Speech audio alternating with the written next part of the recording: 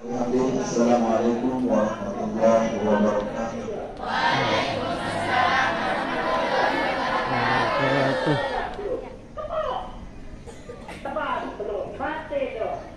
Alhamdulillah, wassallallahu Allahumma sholli ala sayyidina Muhammad wa ala sayyidina Muhammad.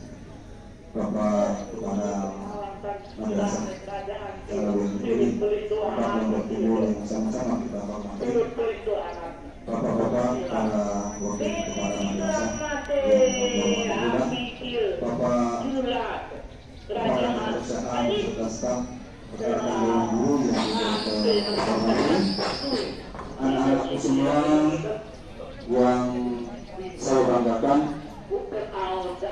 Mudah-mudahan kesempatan hari ini menjadi awal yang baik untuk kita memulai aktivitas kita dalam rangka memenuhi kewajiban kita sebagai hamba Allah, baik sebagai guru bagi Pak Guru sendiri beserta rekan dan juga bagi anak-anak sebagai pendidik.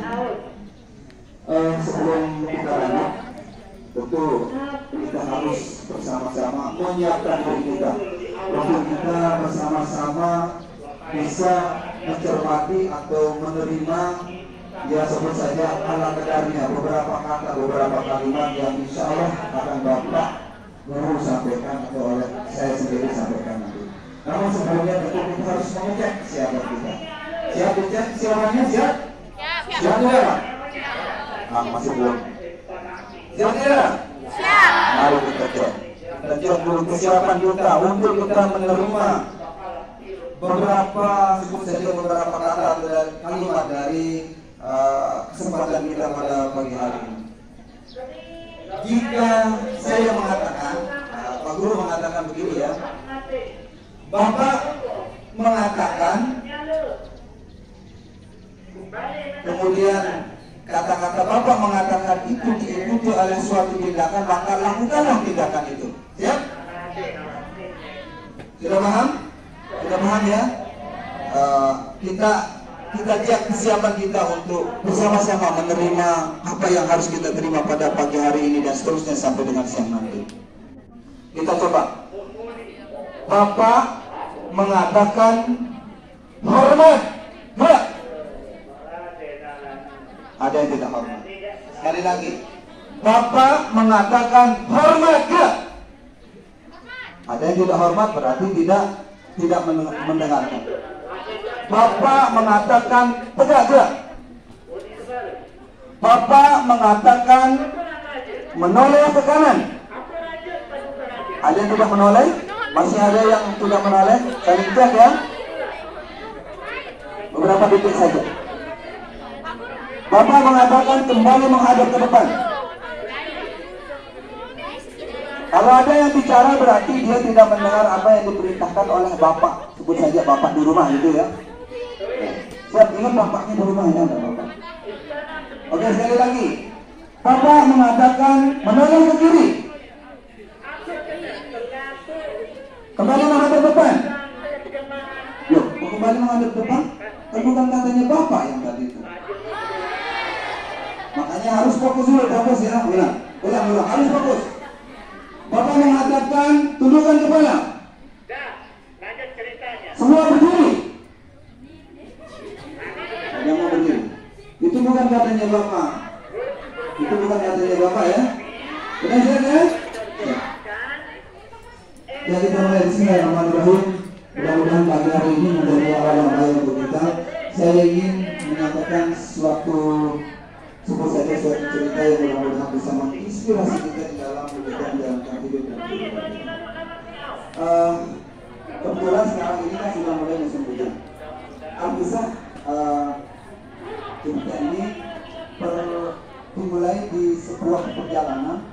Perjalanan ini adalah sebuah kapal pesiar yang di dalamnya itu diikuti oleh banyak orang.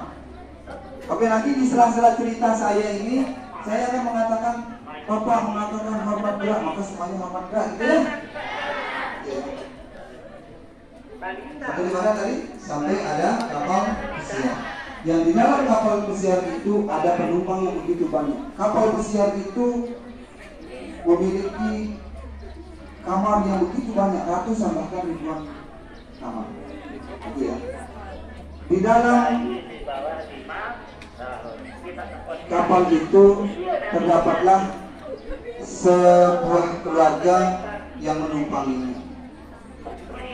Singkat cerita, dalam perjalanan itu, di tengah perjalanan terjadi korsleting listrik yang dialami oleh kapal pesiar. Lampunya mati, kemudian hujan badai datang. Apa yang terbayang dalam pikiran kita? Sangat dahsyat perjalanan, sangat mengerikan. Mengerikan bukan? Sangat mengerikan kan? Nah, kemudian ternyata si ibu ini tiba-tiba ada yang berteriak mencari seorang anak gadisnya yang bersamanya sejak awal keberangkatan. Ternyata anak gadisnya itu tidak ada di sisinya. Dia berteriak-teriak, semua penumpang pun ikut menjadi bingung, menjadi terpengaruh oleh teriakan itu dan akhirnya ikut mencari.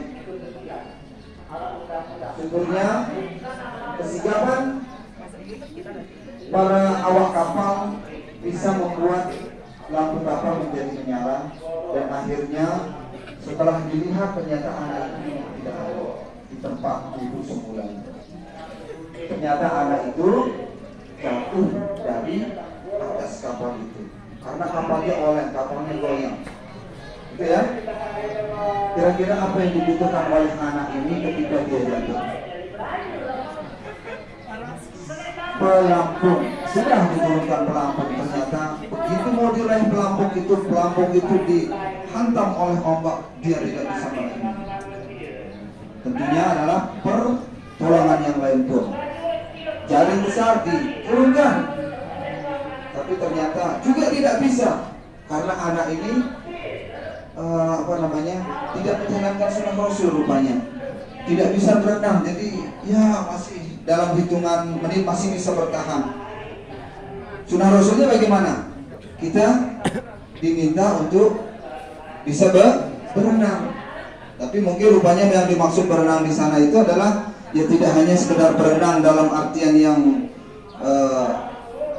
denotasinya atau sesungguhnya, tetapi juga berenang dalam artian yang konotasi, berenangi lautan kehidupan.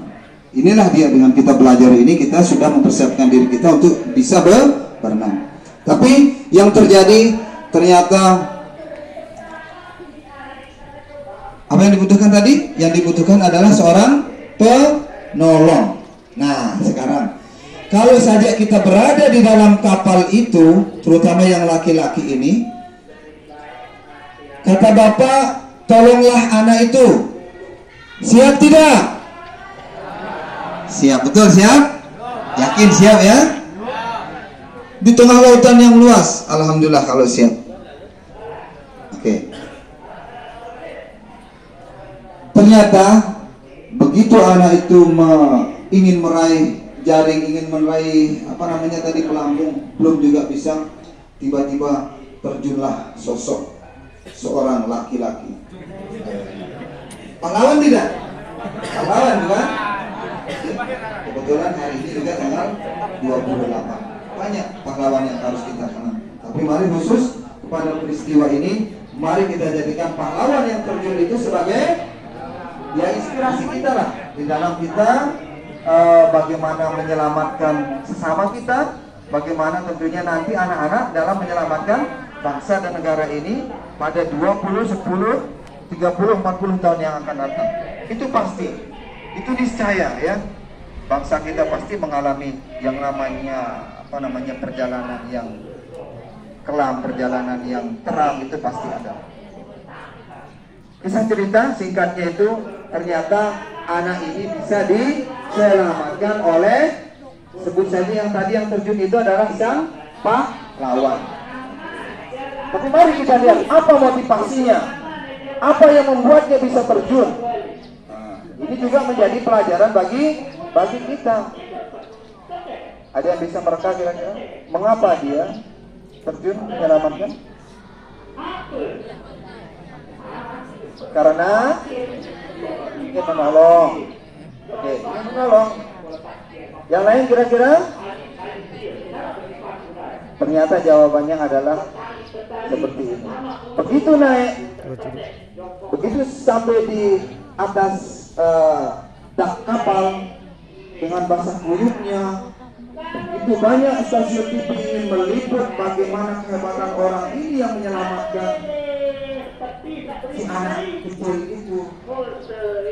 Dengan bahasa kuyuknya HP tidak sempat diselamatkan, dompetnya basah dan sebagainya.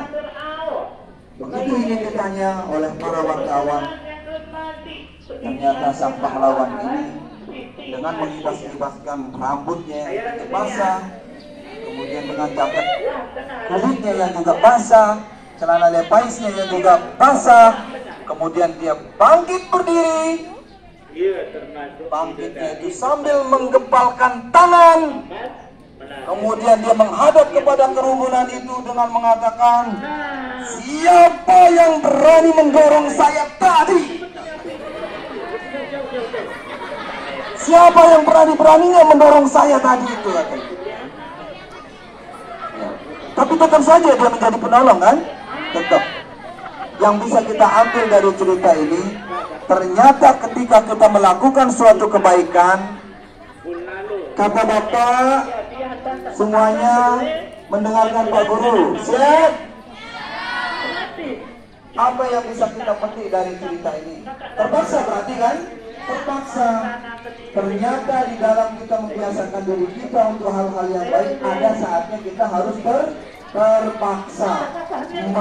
Maka ketika kita berada di sekolah ini dengan aturan yang sudah disiapkan, mau tidak mau kita harus mengikuti.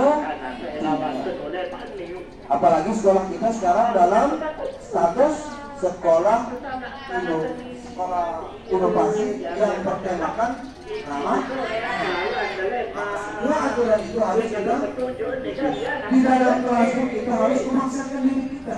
Meskipun tadi ada jawaban karena memang mau menolong, ya berarti dia tidak terpaksa dengan ikhlas hati menyadari dirinya bahwa dia memang wajib untuk belajar. Yang tidak sadar dirinya wajib belajar itu maka harus dipaksakan oleh aturan atau mungkin oleh bapak ibu guru di dalam kapan kita ada dua hal yang membuat kita ingin melakukan suatu mungkin terpaksa atau mungkin memang kesadaran diri kita. Maka itulah kita butuh suatu lingkungan sekolah itu adalah lingkungan yang baik. Maka di dalam lingkungan itu untuk menentukan baik tidaknya produksi harus ada aturan yang harus kita sama-sama. Kata Bapak, semua siap mengikuti? Berdiri semuanya. Ibu-ibu yang rumah, ibu-ibu yang ibu. Jadi sekali lagi yang bisa kita petik dari cerita itu, ada saatnya kita harus memaksakan diri kita. Ingat sebagaimana apa yang disampaikan oleh beberapa ustaz-ustazahnya sebelumnya, bahwa kita memang harus membiasakan diri kita dari sesuatu yang kecil untuk mendapatkan sesuatu yang perlu diingat. Tahu kan kalau orang peserta lari 42 km itu, tahu kan? Pasti mengawali larinya yang 42 km itu dengan langkah yang pertama. Maka kita ingin menjadi apa pada kesempatan 40 tahun yang akan datang? Mau menjadi guru seperti Pak Guru, mau menjadi ustaz, mau menjadi dokter, maka kita awalilah dia dengan satu kegiatan yang kecil yang mungkin bernama membuka satu proyek mungkin bersama guru mendengar nasihat para ustaz. Sekali lagi, 1000 langkah terakhir itu diawali dengan satu langkah yang pertama. Segudang ilmu yang kita dapatkan pasti diawali dengan satu kata atau mungkin satu kali. Tapi kalau kita tidak pernah membuka satu kata, dua kata, memulainya dengan satu kata, beberapa kalimat, maka pernahkah kita mendapatkan segudang ilmu? Tentu jawabannya adalah tidak. Maka hari ini kita harus siap untuk terus mengumpulkan kata, mengumpulkan kalimat agar dia menjadi segudang ilmu untuk kita. dalam rangka kita menghadapi tantangan masa yang akan datang. Banyak tantangan kita hari ini saja. Sebut saja ini tanggal 28 pada hari Sumpah Pemuda, di mana para pemuda dulu berjanji tanah airnya, bangsanya, bangsa satu juga apa untuk membesarkan bangsa Indonesia. Ternyata bangsa yang mau besar itu ternyata banyak tantangannya. Ketika banyak tantangannya, dia membutuhkan seorang pahlawan. Mudah-mudahan pahlawan itu adalah berasal dari MTSN 4 Lombok Timur. Amin. Ya, hubung bersama.